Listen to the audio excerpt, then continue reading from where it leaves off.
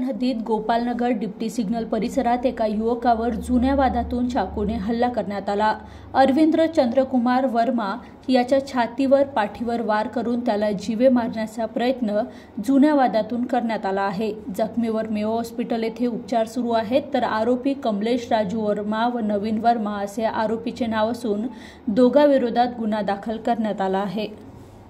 Deputy signal Gopalnagar deputy signal येथे एका व्यक्तीला चाकूने मारहाण केली आहे अशा बातमीवरून आम्ही तात्काळ घटनास्थळी आमची टीम आम्ही स्वतः तात्काळ घटनास्थळी पोहोचलो।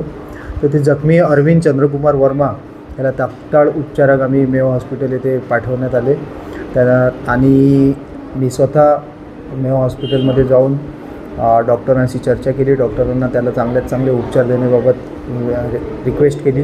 त्यानंतर आमचे माननीय DCP सरसुद्धा मेयो हॉस्पिटलला आले। त्यांनीसुद्धा डॉक्टरांसोबत चर्चा केली आणि त्याच्यावर चांगले उपचार सुरू आहे।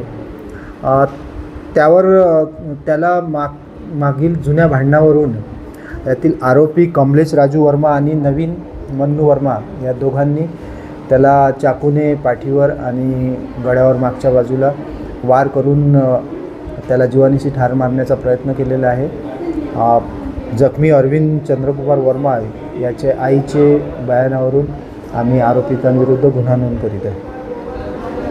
नाही, प्राथमिक चौकशीत फिर्यादीच्या रिपोर्टवरून कमलेश वर्मा आणि नवीन वर्मा दोनच आरोपी निष्पन्न होत आहेत। सध्या अधिक तपास सुरू आहे। आम्ही मुख्य आरोपी कमलेश राजू वर्मा याला ताब्यात घेतलेला आहे, त्याला विचारपूस सुरू आहे।